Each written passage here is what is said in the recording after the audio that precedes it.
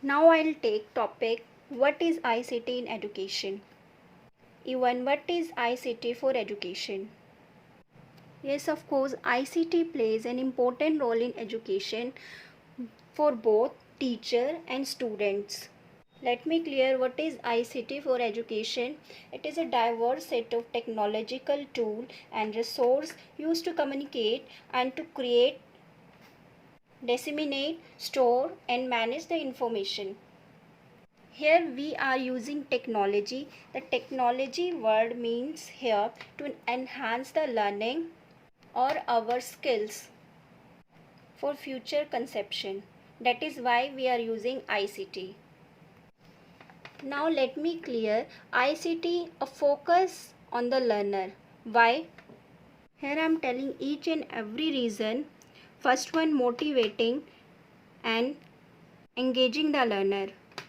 It always gives a new kind of ideas for the students. Second one, offering personal approaches to the learning. Yes, of course, in a class there are so many kind of students and all students IQ is not equal. For example, one student is getting from the writing purpose, another is getting from the real life example, the next one is getting by the practical way. So in this way we can say provides all kind of approaches like method we can apply in our class, like lecture method, demonstration method, inductive method, deductive method, which is suitable for the student. Like math teacher will use the example to solve the question, science teacher will give the practical knowledge or reactions applied. IT teacher also focus on the practical and the real life examples. Data teacher shows the grammatical things in front of students to learn the grammatical module, writing or in the language. Now I'll take ICT in two ways.